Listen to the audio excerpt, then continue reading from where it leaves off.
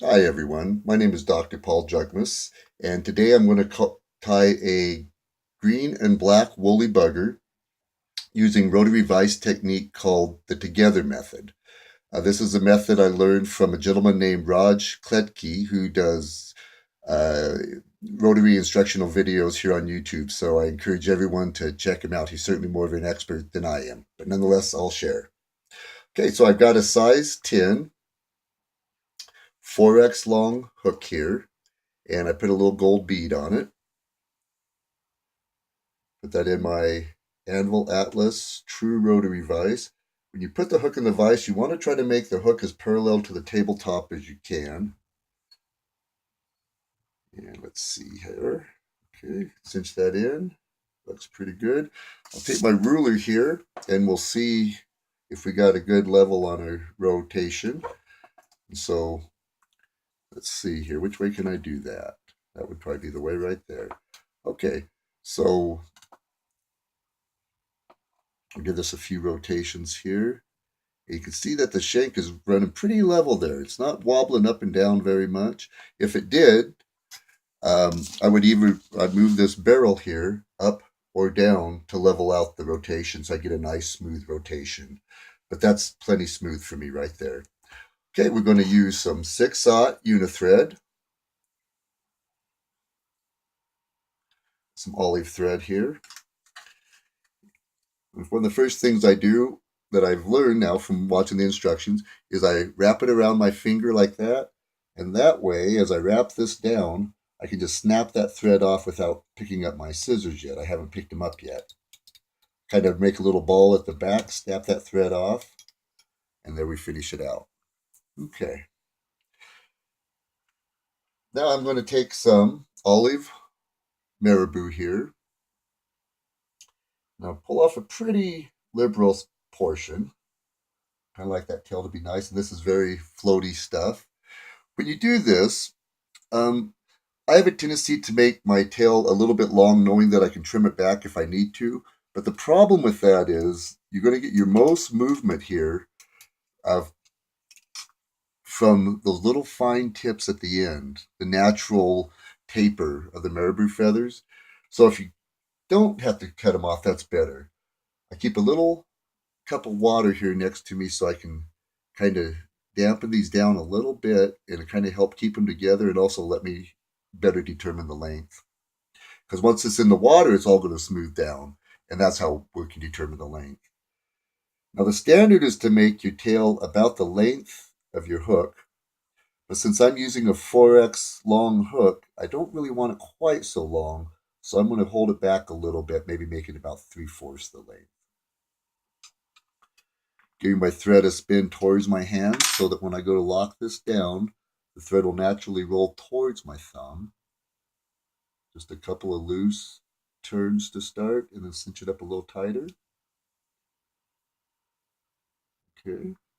I'm going to pull all the marabou up together, put my scissors down on the back of the shank of the hook, and cut it kind of like a haircut.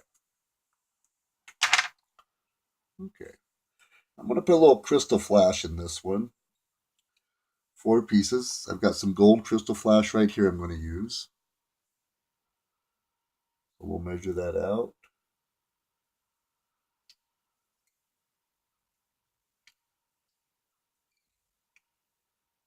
Roll it over the top, get some on the other side.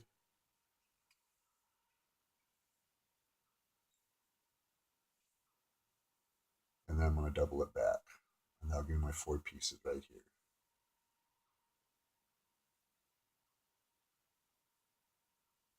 That was my plan. There we are. Okay. There's our crystal flash.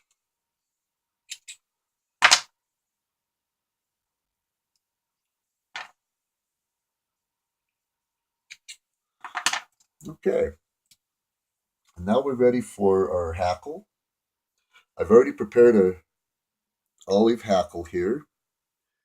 You can see I removed the barbs from the inside curvature, and that's so it's going to lay a little bit nicer, a little bit more flat as I try to roll it on. So I'm going to tie that in by the tip.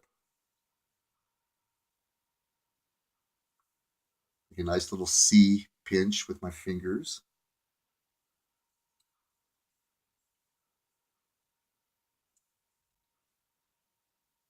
Okay. And then I'm going to catch that into my keeper here, my materials clip. Okay, now I'm going to make this with the black body. And one of the reasons I'm going to make it with the black body is because I'm going to try to induce some contrast here. In lower light conditions, a trout's rods and cones in the back of the retina switch places. You find that in dusk and dawn. And what that means is their rods now are the primary visual sensory apparatus for the fish. And what the rods do is they discriminate contrast, light and dark. The cones are what identify color in a fish. So in low light conditions, you're going to probably do better if you can have some contrast for that fish to pick up, and less concerned about color.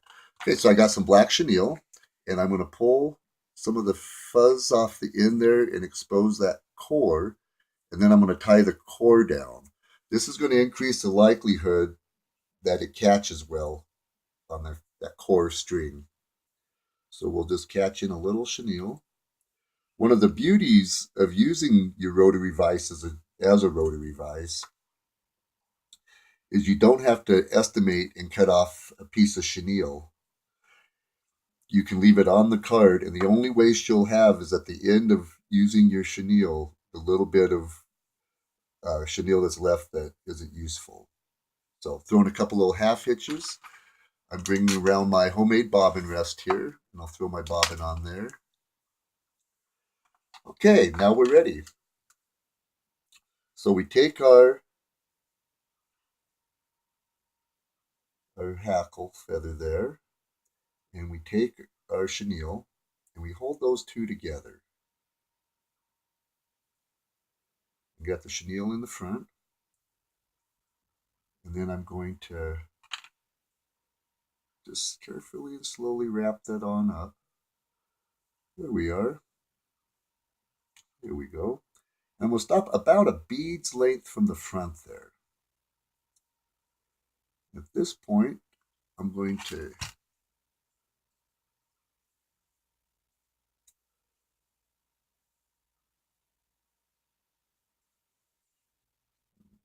cinch everything down nice and tight.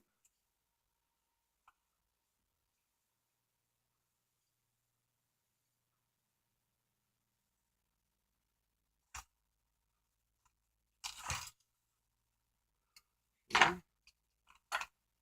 And once I get everything cinched down, I'll cut away the chenille, leaving the hackle so I can make a nice neat collar at the end. Okay. So we'll cut away the chenille. Being careful not to clip the hackle. Now, I'll finish this out by putting a nice, neat little collar right up here behind the bead. We'll capture that. I hope.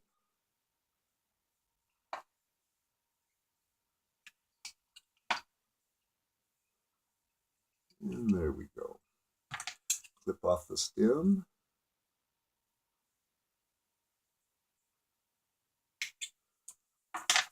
Okay, now I'm taking my 3 fingers, my thumb and my second finger together, and then my first finger, and I'm going to drag all those barbs back, sweep them back, so that I can tighten this up. And sweep those back a little bit. All right, there we go. A little piece of barb up here. I'm going to take my fine trimming scissors, just clip off that little piece of barb, stick it up that I don't like. Okay. There we go. All I have to do now is finish this out, and we'll have a quickly done little woolly bugger tied with all rotary techniques. Okay, and I'll put in the second one.